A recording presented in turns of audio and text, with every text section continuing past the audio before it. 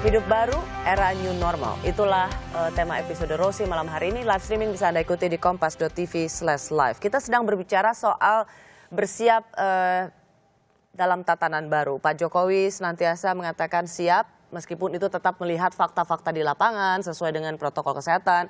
Hari ini Gubernur DKI Jakarta Pak Anies Baswedan mengatakan bahwa Jakarta menerapkan PSBB transisi.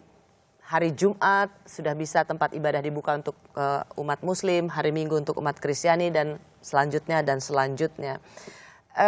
Wacana tatanan hidup baru, the new normal, saya mau ke Bung Agus Sudibyo. Itu tetap dianggap bahwa pemerintah tidak memiliki kepekaan terhadap kesehatan masyarakat yang dianggap belum selesai mengatasi pandemi ini. Apakah Anda melihat masyarakat yang tidak dapat menangkap pesan pemerintah dengan jelas, atau memang pemerintah yang terlalu terburu-buru mengumumkan ini pada publik? Ya, saya hanya melihat dari sisi komunikasi ya. Dari sisi komunikasi berarti kan bisa dikatakan kalau masih banyak orang yang ragu-ragu, masih banyak yang belum memahami, berarti proses komunikasinya yang belum intens, yang belum sistemik, dan belum menyeluruh. Menjelaskan tentang new normal dengan bahasa yang bisa dipahami publik yang sangat beragam ini, saya kira tantangannya di situ gitu ya. Jadi kalau new normal sendiri mungkin saya memandang memang pemerintah mungkin tidak punya banyak opsi gitu ya dalam situasi yang seperti ini sehingga mengambil opsi itu gitu ya. Tapi apapun opsi itu yang harus dilakukan adalah bagaimana sekarang semua pihak dalam pemerintah itu bersinergi untuk menjelaskan kepada publik. Jadi kuncinya sekarang berarti adalah komunikasi. Karena tadi kan Rosi mengatakan ada kesenjangan ya, ada disparitas. Karena kalau kita lihat misalnya kan rame waktu Pak Jokowi ke Bekasi. Sebenarnya kan hanya untuk melihat persiapan mall kalau dibuka dengan protokol kesehatan. Dan nggak cuma mall loh, ada MRT juga, which is itu transportasi publik. Tapi kan yang dilihat oleh publik adalah mall. Sehingga Pak Jokowi dibilang Presiden Mall Indonesia. Padahal bukan pembukaan mall. Ya. Di mana menurut Anda miss-nya antara yang dilakukan oleh pemerintah dengan apa yang di-capture oleh media atau dipotret oleh media dan menjadi persepsi publik? Ya, kalau dalam kasus di mana itu di Bekasi itu satu begini. Dari sisi pemerintah Bekasi, Pemda Bekasi itu kan sumber yang dikutip kan Kasubit gitu ya. Jadi bukan wali kota, bahkan bukan ini kepala humasnya, tapi di bawahnya gitu. Nah, kritik buat pemerintah harusnya dalam situasi yang seperti ini dan apalagi yang mau datang presiden, yang bicara di depan publik adalah benar-benar pejabat yang kompeten. Nah itu dari sisi pemerintah seperti itu kritiknya. Jadi intinya begini, di masa krisis ini memang harus ada harus tetap ada yang ngomong tuh juga harus solid gitu ya. Orang yang memang memiliki kapasitas untuk mengatakannya. Nah, tapi dari sisi media juga harus begitu. Gitu ya. Harus lihat betul. Sih buat media. Harus misalnya dari sisi Pemkot Bekasi bilang begini harusnya dicek dong ke istana gitu. Karena kalau terkait dengan agenda Pak Presiden kan istana gitu ya. Jadi cek and recheck juga harus dilakukan. Kalau ada sumber yang bicara, kita harus lihat sumber ini kompeten nggak untuk bicara. Itu juga harus dicek betul, apalagi yang menyangkut situasi yang bisa berpengaruh terhadap ini ya, terhadap trust, terhadap kepanikan masyarakat. Itu memang harus uji kebenaran informasi, mengecek betul kompetensi narasumber dan verifikasi sumber kunci itu memang harus dilakukan. Oke, gitu. Pak Menteri, kita kan buka pertanyaan juga nih pada warganet untuk tanya Pak Menteri soal new normal ini. Ada yang menanyakan ini soal hoax sebenarnya. Dari Ahmad Humaydi, mungkin kita bisa lihat di situ apa strategi saat new normal dari Menteri Komunikasi terhadap siaran publik terkait berita corona. Mengingat awal corona hoax begitu merajalela dan simpang siur penggunaan istilah new normal juga masih rancu di masyarakat. Pak Menteri? Jadi begini Rosi,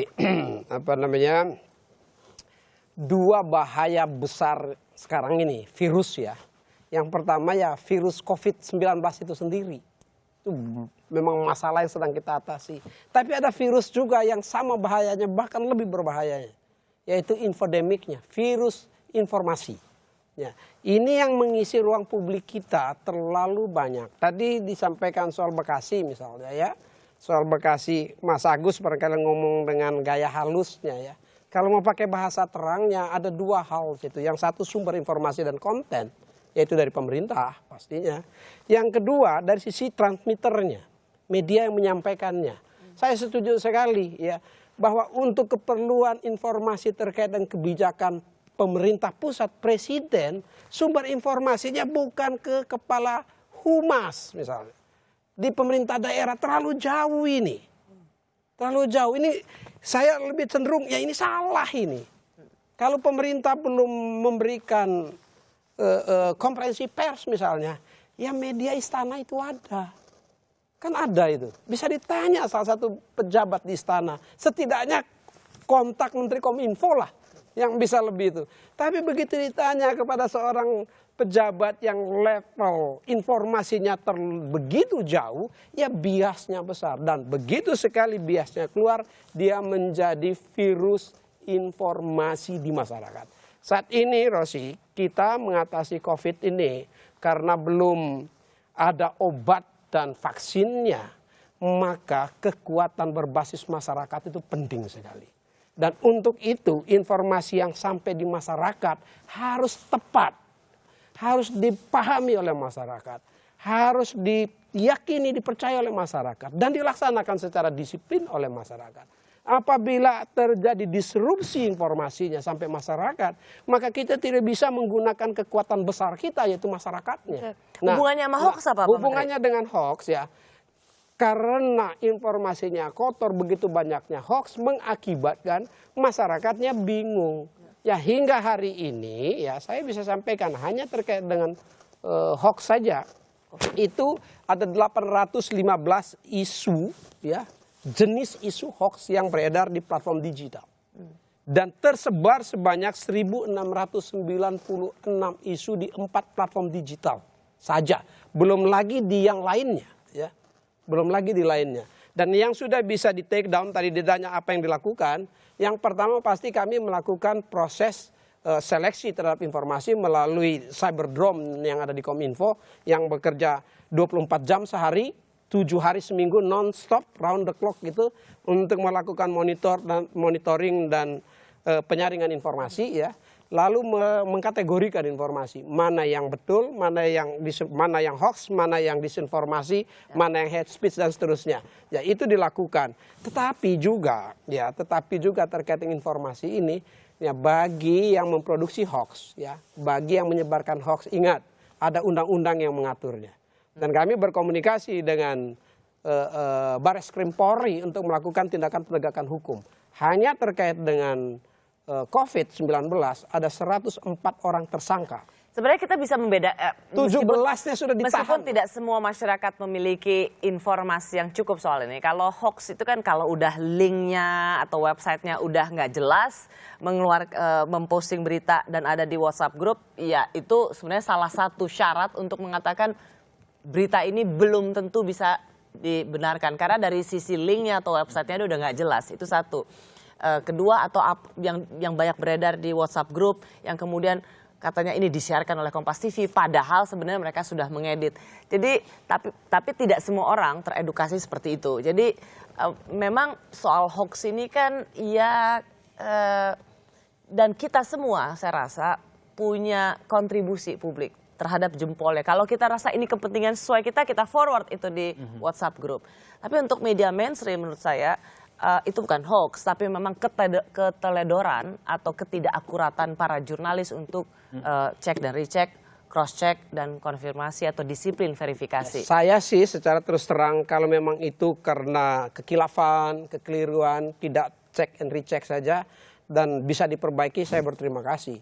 Tapi jangan sampai hanya untuk kepentingan clickbaitnya. Banyak juga antara judul dan uraian di dalamnya tidak sama, Rosi. Nah ini kalau yang begini ini bukan keteledoran ini. Ini ada unsur lainnya. Nah, pada saat situasi di mana kita membutuhkan ya informasi yang mengalir ke masyarakat tepat, karena kita berharap masyarakat mengambil bagian yang penting untuk memberantas hoax di Indonesia, disinilah ya kematangan semua pihak, termasuk media. Meskipun saya harus agak ingin menggarisbawahi atau membedakan. Hoax adalah sesuatu yang tidak terjadi, tapi dibikin seolah-olah itu terjadi, dan biasanya itu dibuat oleh website atau link yang tidak jelas. Ada satu lagi, Rosi. Tetapi kalau media yang memang dia terdaftar sebagai perusahaan pers, dia dilindungi oleh undang-undang pers soal clickbait dan lain sebagainya, itu benar. Bisa saja clickbait itu antara judul dan isinya enggak. Clickbait itu kan sebenarnya untuk membuat artikel itu menarik. Tapi dia bisa berdampak pada disinformasi pada saat masyarakat hanya membaca judul, tidak membaca di dalamnya. Ini tidak saja hoax, tapi ini disinformasi dua-duanya. Tapi Pak Menteri, itu bukan hoax. Bukan hoax, tapi bisa berdampak itu jurnalisme dengan kualitas yang rendah. Kalau itu menimbulkan fitnah dan ketidakuratan, ada Bapak ini di Dewan Pers. Saya setuju sekali. Saya setuju sekali. Saya berkomunikasi dengan Mas Agus ya. Ada normanya di situ.